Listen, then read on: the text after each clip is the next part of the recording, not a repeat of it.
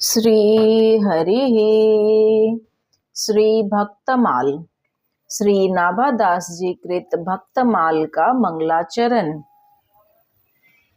भक्त भक्ति भगवंत गुरु चतुर नाम वपु एक, इनके पद वंदन किए नासत विघ्न अनेक। मंगल आदि विचारी रही वस्तु न और अनूप, हरिजन को जस गावते हरिजन मंगल रूप। संतन निरनय कियो मथि श्रुति पुराण इतिहास, भजिबे को दोई सुघर केई हरि के हरिदास। श्री गुरु अग्रदेव आज्ञा दई भक्तन को जस गाऊं, भव सागर के तरन को नाहिन और उपाऊ। भगवान के भक्त, भगवान की भक्ति, भगवान और भगवतवत्ता का बोध कराने वाले गुरुदेव, ये अलग अलग चार नाम और चार वपु है, पर वास्तव में इनका वपु स्वरूप तत्व एक ही है। इनके श्री चरणों की वंदना करने से समस्त विघ्नों का पूर्ण रूप से नाश हो जाता है। ग्रंथ के आरंभ में मंगलाचरण के संबंध में विचार करने पर यही समझ में आता है कि भक्त चरित्रों के समान दूसरी और कोई वस्तु सुंदर नहीं है जिससे मंगलाचरण किया जाए। भगवत भक्तों का चरित्र गान करने में भगवत भक्त ही मंगल रूप है। वेद, पुराण, इतिहास आदि सभी शास्त्रों ने तथा सभी साधु संतों ने यही निर्णय किया है कि भजन आराधना के लिए भगवान या भगवान के भक्त दो ही सबसे सुंदर है। स्वामी श्री अग्रदेव जी, श्री अग्रदास जी ने मुझ नारायण दास नाभादास को आज्ञा दी कि भक्तों का यशोगान करो, क्योंकि संसार सागर से पार होने का इससे सरल दूसरा कोई उपाय नहीं है। श्री प्रियादास जी कृत भक्ति रस बोधिनी टीका का मंगलाचरण। महाप्रभु कृष्ण चैतन्य मनहर नजू के चरण को ध्यान मेरे नाम मुख गाइए। ताही समय नाभाजू ने आज्ञा दई, लई धारी टीका विस्तारी भक्तमाल की सुनाइए। कीजिए कवित्त बंद छंद अति प्यारो, लगई जगई जगमाही कही वाणी विरमाइए। जानो निज मति ये पे सुन्यो, भागवत सुख द्रुमणि प्रवेश कियो ऐसे ही कहाइए। श्री प्रियादास जी भक्तमाल की भक्ति रस बोधिनी टीका का मंगलाचरण एवं इस टीका के लिखे जाने का हेतु बताते हुए कहते हैं कि एक बार मैं महाप्रभु श्री कृष्ण चैतन्य एवं गुरुदेव श्री मनोहर दास जी के श्री चरण कमल का हृदय में ध्यान और मुख से नाम संकीर्तन कर रहा था। उसी समय श्री नाभाजी ने मुझे आज्ञा दी, जिसे मैंने शिरोधार्य कर लिया। वह आज्ञा यह थी कि श्री भक्तमाल की विस्तार पूर्वक टीका करके सुनाइए।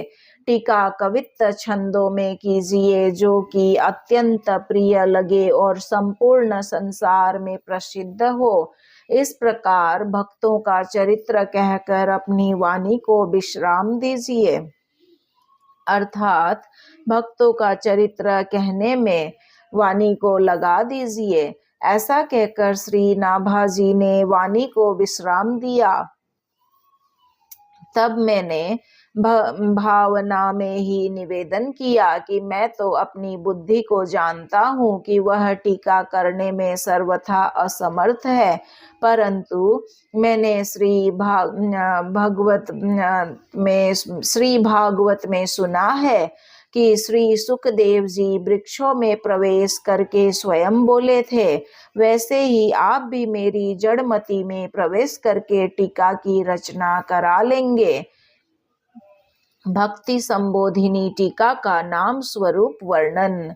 रची कविताई सुखदाई लागई निपट सुहाई औ सच्चाई पुनरुत्थित लई मिटाई हई अक्षर मधुरताई अनुप्रास जमकाई अति छवि छाई मोद झरी सी लगाई हई काव्य की बड़ाई निज मुख न भलाई होती ना भाजू कहाई याते प्रौढ़िकई सुनाई हई हृदय सरसाई जो पे सुनिए सदाई यह भक्ति रस बोधिनी सुनाम टीका गाई हई।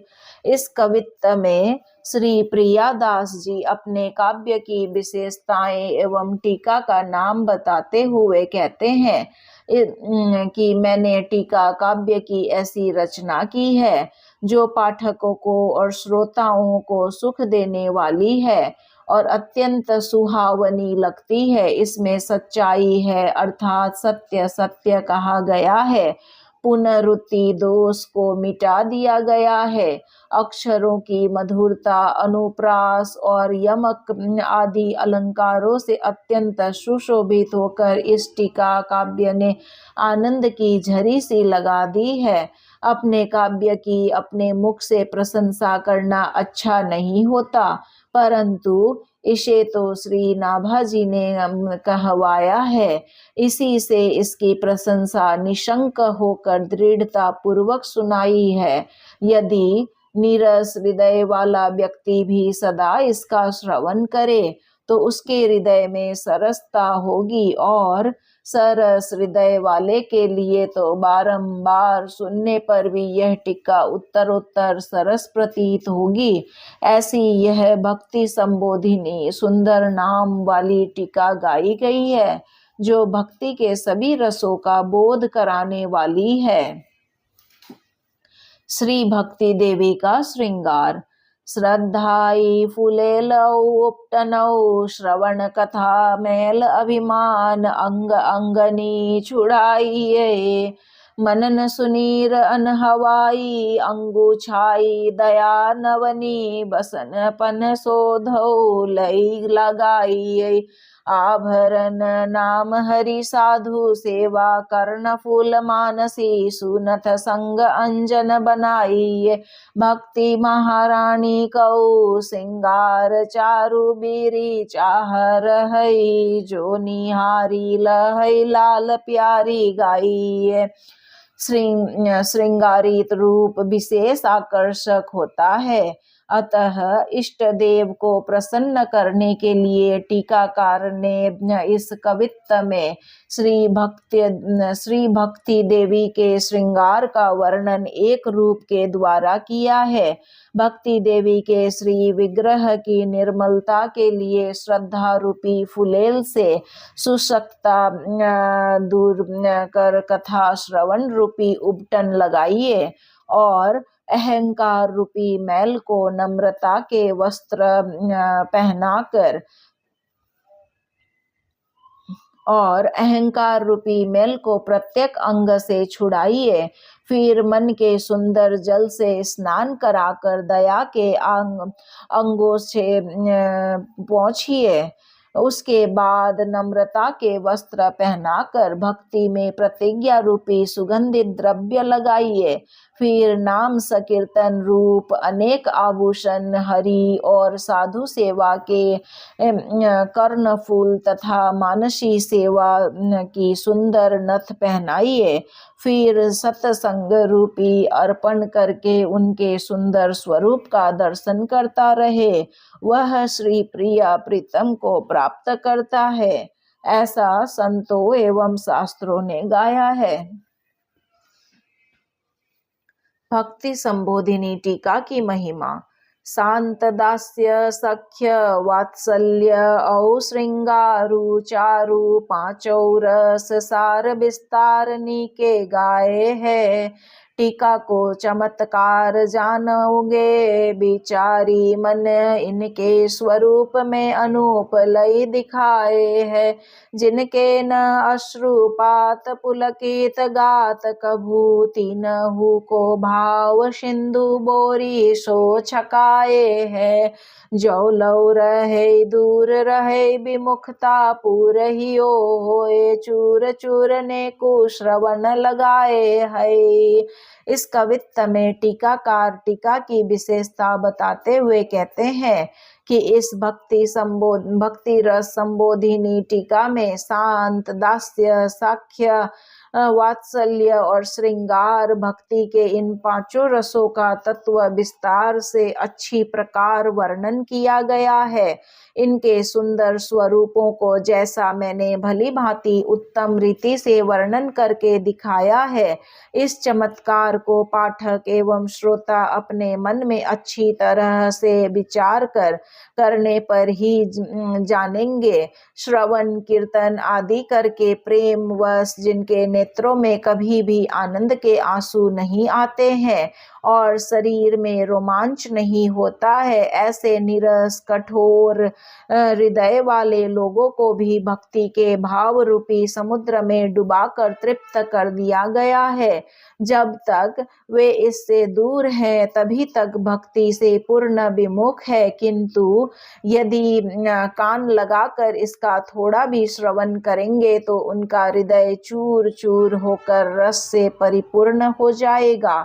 भक्तमाल की महिमा। 5 रस सोई पंचरंग फूल, थाके नीके पीके पहिराई वे, को रचिकई बनाई हई। वैजंती दाम भाववती अली नाभा, नाम लाई अभिराम श्याम मति ललचाई हई। धारी उर प्यारी की हु करत न न्यारी, अहौ देखौ गति न्यारी ढरी पायन को आई हई। भक्ति छवि भार ताते नामित, श्रृंगार होत होत बस लखई जोई, याते जानी पाई हई। प्रस्तुत कवित्त में श्री भक्तमाल को पंचरंगी वैजंती माला बताकर उसकी महिमा, सुंदरता और भगवत प्रियता का वर्णन किया गया है। पूर्ण कवित्त में कहे गए 5 रस ही मानो फूलों के सुंदर गुच्छे हैं। भाववती नाभा नाम की सखी ने अपने प्रियतम को पहनाने के लिए इसे अच्छी तरह से बनाया है। यह वैजंती माला इतनी सुंदर है कि लोकाभिराम श्याम सुंदर श्री राम की बुद्धि भी इसे देखकर ललचा गई। उन्होंने इस प्यारी वनमाला को अपने वक्षस्थल पर धारण किया। उन्हें यह इतनी प्रिय लगी कि इसे वे कभी भी अपने कंठ से अलग नहीं करते।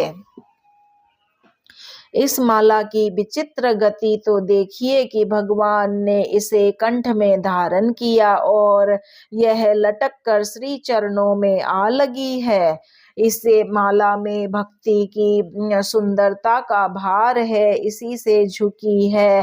पंचरंगी भक्तमाल पहने हुए श्याम सुंदर का जो दर्शन करता है वह उनके वश में होकर उन्हें वश में कर लेता है। यह रहस्य की बात भक्तमाल के द्वारा जानी गई है। सत्संग के प्रभाव का वर्णन। भक्ति तरु पौधा ताही विघ्न डर छेरी कौ, वारी दई बिचारी वारी सिंचौ सतसंग सो, लाग्योई बढ़न गोंदा चहु दिसी कढ़न सो चढ़न आकाश, यस फैल्यो बहुरंग सो संत उर आल बाल शोभित विशाल छाया, जिए जीव जाल ताप गए यो प्रसंग सो देखऊं, बड़बारी जाई आजू की शंका होती, ताही पेड़ बांधे झूमे हाथी जीते जंग सो। भक्ति का वृक्ष जब साधक के हृदय में छोटे से पौधे के रूप में होता है तब उसे हानि का भय माया रूपी बकरी से भी होता है। अतः पौधे की रक्षा के लिए उसके चारों ओर विचार रूपी घेरा थाला लगाकर सत्संग रूपी जल से सींचा जाता है। तब उसमें चारों ओर से शाखा प्रशाखाएं निकलने लगती है और वह आकाश की ओर चढ़ने बढ़ने लगता है। सरल साधु हृदय रूप थाले में सुशोभित इस विशाल भक्ति वृक्ष की छाया अर्थात सत्संग पाकर त्रिविध तापों से तपे जीव समूह संताप रहित होकर परमानंद को प्राप्त करते हैं। इस प्रकार सार संभार करने पर इस भक्ति का विचित्र रूप से बढ़ना तो देखो कि जिसको पहले कभी छोटी सी बकरी का भी डर था, उसी में आज महासंग्राम विजयी काम क्रोध आदि बड़े बड़े हाथी बंधे हुए झूम रहे हैं, परंतु उस वृक्ष को किसी भी प्रकार की हानि नहीं पहुंचा सकते हैं। भक्तमाल स्वरूप वर्णन। जाको जो स्वरूप सो अनूप लय दिखाए दियो, कियो यो कवित्त पट में मध्य लाल है। गुण पे अपार साधु कहे आंक चारी ही में, अर्थ विस्तार कविराज टकसाल है। सुनी संत सभा झूमी रही अली श्रेणी, मानो घूमी रही कही कह यह का धौर साल है। सुने हैं अगर जब जाने में अगर सही, चोवा बे ना भासो सुगंध भक्तमाल है। जिस भक्त का जैसा सुंदर स्वरूप है, उसी को श्री नाभाजी ने अति उत्तम प्रकार से अपने काव्य में स्पष्ट कर दिया है। कविता ऐसी की है कि जैसे महीन वस्त्र के अंदर रखे हुए माणिक्य रत्न की चमक बाहर प्रकाश करे, उसी प्रकार कविता की शब्दावली भक्त स्वरूप प्रकट होता है। साधु भक्तों के गुण और उनकी महिमा अपार है, किंतु नाभाजी ने संत गुरु कृपा से थोड़े ही अक्षरों में भक्तों के गुणों का ऐसी विचित्रता के साथ वर्णन किया है कि उसके अनेक अर्थ होते हैं और गुणों का अपार विस्तार हो जाता है। यही सच्चे टकसाली कवि की विशेषता है। संतों की सभा इसे सुनकर भक्तमाल काव्य का रसास्वादन कर आनंद विभोर होकर झूम रही है, मानो संत रूपी भ्रमर समूह चरित्र रूपी सुगंधित पुष्पों पर मंडरा रहा है।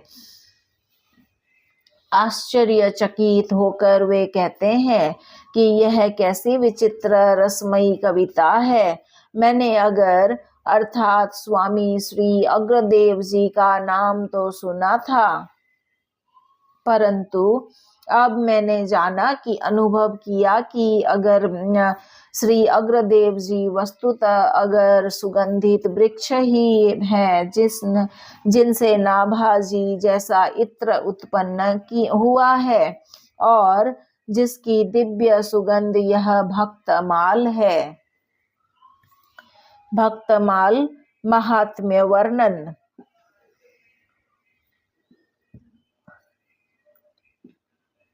बड़े भक्तिमान निशि दिन गुणगान करही, हरही जग पाप जापहियो परिपूर हई। जानी सुख मानी हरि संत सनमान, सचे बचेऊ जगत रीति प्रीति जानी मूर हई। तऊ दुराराध्य को कैसे कई आराधी सकई, समझो न जात मन कंप भयो चूर हई। शोभित तिलक भाल माल उर राजई, ऐपे बिना भक्त माल भक्ति रूप अति दूर हई। कोई बड़े साधक कैसे ही अच्छे भक्तिमान हो, रात दिन भगवान के गुणों का गान करते हो, संसार के पापों को हरते हो, जप ध्यान आदि से उनका हृदय परिपूर्ण हो, श्री हरि और संतों के स्वरूप को जानकर सच्चाई से उनकी सेवा और उनका आदर भी करते हो तथा उसमें सुख भी मानते हो, जगत के माइक प्रपंचों से बचे भी हो और प्रेम को ही मूल तत्व मानते हो, इतने पर भी भक्ति की आराधना कठिन है। उसकी आराधना कोई कैसे कर सकता है? विशुद्ध भक्ति का स्वरूप समझ में नहीं आता है। मन कंपित होकर शिथिल हो जाता है। चाहे मस्तक पर सुंदर तिलक और गले में कंठी माला सुशोभित हो, परंतु बिना भक्तमाल पठन श्रवण मनन और निधि ध्यान किए भक्ति का स्वरूप बहुत दूर है, उसका जानना असंभव है। भक्तमाल के मंगलाचरण की भक्ति रस संबोधिनी टीका। हरि गुरु दासनी सो साचो सोई भक्त सही गई, एक टेक फेरी उरते न टरी हई, भक्ति रस रूप कौ स्वरूप यही छवि सार, चारु हरि नाम लेत असवन झरी हई, वही भगवंत संत प्रीति को विचार करई, धरई दूरी इष्टता हूँ पंडून सो करी हई, गुरु गुरु ताई की सच्चाई लई दिखाई, जहाँ गाई श्री पैहारी जू की रीति रंग भरी हई। भगवान गुरुदेव और भक्तों के प्रति जो सच्चा निष्कपट व्यवहार करता है और भक्ति की किसी एक प्रतिज्ञा को हृदय में धारण कर फिर उससे कभी चलायमान नहीं होता, वही सच्चा भक्त है। रस रूपा भक्ति का सुंदर स्वरूप यही है कि भगवान के सुंदर नामों को लेते ही आंखों से प्रेम के आंसुओं की झरी लग जाए। ईश्वरता को दूर रखकर जो भक्तों की प्रीति को सदा ध्यान में रखे, वही भगवान है। जैसा कि श्री कृष्ण ने राजसूय यज्ञ में पांडवों के साथ किया है, गुरुदेव की गुरुता की सच्चाई भक्तमाल में वहां दिखाई गई है, जहां पयोहारी श्री कृष्ण दास जी की आनंदमयी अनोखी रीति गाई गई है। भक्तमाल की रचना के लिए श्री नाभा जी को आज्ञा प्राप्त होना। मानसी स्वरूप में लगे है अग्रदास जुवई, करत बयार नाभा मधुर संभार सो, चढ़्यो हो जहाज पे जू शिष्य एक आपदा में करयो ध्यान, खींचो मन छूट्यो रूप सार सो, कहत समर्थ गयो बहु बोहित बहुत दूरी आवो, छवि पूरी फिर ढरऊ ताई ढार सो। एक बार की बात है, स्वामी श्री अग्रदेव जी महाराज मानसी सेवा में संलग्न थे और श्री नाभाजी अति कोमल एवं मधुर संरक्षण के साथ धीरे धीरे प्रेम से पंखा कर रहे थे। उसी समय श्री अग्रदास जी का एक शिष्य जहाज पर चढ़ा हुआ समुद्र की यात्रा कर रहा था। उसका जहाज संकट भंवर में फंस गया। चालक निरुपाय हो गए। तब उस शिष्य ने श्री अग्रदास जी का स्मरण किया। उससे श्री अग्रदास जी का ध्यान अति सुंदर स्वरूप भगवान श्री सीताराम जी की सेवा से हट गया। गुरुदेव की मानसी सेवा में विघ्न समझकर श्री नाभाजी ने पंखे की वायु से जहाज को संकट से पार कर दिया और श्री गुरुदेव से नम्र निवेदन किया कि हे प्रभु, जहाज तो बहुत दूर निकल गया। अब आप उसी शोभापूर्ण भगवान की सेवा में लग जाइए। यह सुनकर श्री अग्रदेव जी ने आंखें खोली और नाभाजी की ओर देखकर कहा कि अभी कौन बोला? श्री नाभाजी ने हाथ जोड़कर कहा, जिसे आप बचपन से शीत प्रसाद देकर पाला है, आपके उसी दास ने प्रार्थना की है। अचरज दयो नयो यह लौ प्रवेश भयो, मन सुख छयो नान्यो जान्यो संतन प्रभाव को। आज्ञा तब दई यह भयता तो पै, साधु कृपा उन्हीं को रूप गुण कहो हिये भाव को। बोल्यो कर जोरी या को पावत न और छोर, गाऊं राम कृष्ण नहीं पाऊं भक्ति दाव को। कहीं समुझाई बोही हृदय आई, कई सब जीन लई दिखाय दई सागर में नाव को। श्री नाभाजी का उपर्युक्त कथन सुनकर श्री अग्रदेव जी को महान तथा नवीन आश्चर्य हुआ। मन में विचारने लगे कि इसका यहाँ मेरी मानसी सेवा तक प्रवेश कैसे हो गया और यहीं से जहाज की रक्षा कैसे की। विचार करते ही उनके मन में बड़ी प्रसन्नता हुई। वे जान गए कि यह सब संतों की सेवा तथा उनके शीत प्रसाद ग्रहण का ही प्रभाव है, जिससे ऐसी दिव्य दृष्टि प्राप्त हो गई है। तब श्री अग्रदेव जी ने आज्ञा दी कि तुम्हारे ऊपर साधुओं की कृपा हुई है, अब तुम उन्हीं साधु संतों के गुण स्वरूप और हृदय के भावों का वर्णन करो।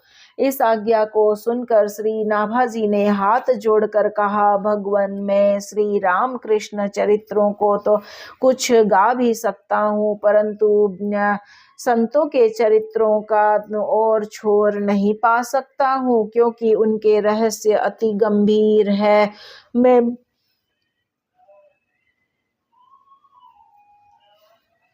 मैं भक्तों की भक्ति के रहस्य को नहीं पा सकता। तब श्री अग्रदेव जी ने समझा कर कहा, जिन्होंने तुम्हें मेरी मानसी सेवा और सागर में नाव दिखा दी, वे ही भक्त भगवान तुम्हारे हृदय में आकर सब रहस्यों को कहेंगे और अपना स्वरूप दिखाएंगे। श्री नाभाजी का चरित्र वर्णन। हनुमान वंश ही में जन्म, प्रशंस जाको भयो, दृगहीन सो नवीन बात धारियो। उमरी बरस 5 मानी कई, अकाल आँच माता बन छोड़ी गई। विपत्ति बिचारिये किल्ह और अगर ताही, डगर दरस दियो लियो यो अनाथ। जानी पूछी सो उचारिये, बड़े सिद्ध जल लई कमंडलु। सो सींचे नयन चैन भयो, खुले चख जोरी जो निहारिये। श्री नाभाजी का जन्म प्रशंसनीय हनुमान वंश में हुआ था। आश्चर्यजनक एक नई बात यह जानिए कि ये जन्म से ही नेत्रहीन थे। जब इनकी आयु 5 वर्ष की हुई, उसी समय अकाल के दुख में दुखित माता पिता इन्हें वन में छोड़ गए। माता और पुत्र दोनों के लिए यह कितनी बड़ी विपत्ति थी, इससे आप लोग सोचिए। देव योग से श्री किल्ह देव जी और श्री अग्रदेव जी दोनों महापुरुष उसी मार्ग से दर्शन देते हुए निकले। बालक नाभाजी को अनाथ जानकर जो कुछ दोनों ने पूछा, उसका उन्होंने उत्तर दिया। वे बड़े भारी सिद्ध संत थे। उन्होंने अपने कमंडलू से जल लेकर नाभाजी के नेत्रों पर छिटक दिया। संतों के कृपा से नाभाजी के नेत्र खुल गए और सामने दोनों संतों के उपस्थित देखकर उन्हें प्रणाम कर आनंद हुआ। पाए परी आसु आए, कृपा करी संग लाए, किल आज्ञा पाई, मंत्र अगर सुनायो हई। गलत प्रकट साधु सेवा, सो विराजमान जानी, अनुमति ताई टल लगायो हई। चरण प्रक्षाली संत सीथ, सो अनंत प्रीति जानी, रस रीति ताते हृदय रंग छायो हई। भई बड़वारी ताकऊ, पावई कौन परा, पारवार जैसो भक्ति रूप, सो अनूप गीरा गायो हई। दोनों सिद्ध महापुरुषों के दर्शन कर नाभाजी उनके चरणों में पड़ गए, उनके नेत्रों में आंसू आ गए। दोनों संत कृपा करके बालक नाभाजी को अपने साथ लाए। श्री किल्लदेव जी की आज्ञा पाकर श्री अग्रदेव जी ने इन्हें राम मंत्र का उपदेश दिया और नारायण दास यह नाम रखा। गलता आश्रम जयपुर में साधु सेवा प्रकट प्रसिद्ध थी। वहाँ सर्वदा संत समूह विराजमान रहता था। श्री अग्रदेव जी ने संतों के महत्व को जानकर और संत सेवा से ही यह समर्थ होकर जीवों का कल्याण करने वाला बनेगा, यह अनुमान कर नाभाजी को संतों की सेवा में लगा दिया। संतों के चरणोदक तथा उनके शीथ प्रसाद का सेवन करने से श्री नाभाजी का संतों में अपार प्रेम हो गया। इन्होंने भक्ति रस की रीतियां जान ली। इससे इनके हृदय में अद्भुत प्रेमानंद छा गया। हृदय में भक्त भगवान के प्रेम की ऐसी अभिवृद्धि हुई कि जिसका और छोर भला कौन पा सकता है। इस प्रकार जैसे श्री नाभाजी मूर्तिमान भक्ति के स्वरूप हुए, वैसे ही सुंदर वाणी से इन्होंने भक्तमाल में भक्तों के चरित्र गाया है। अब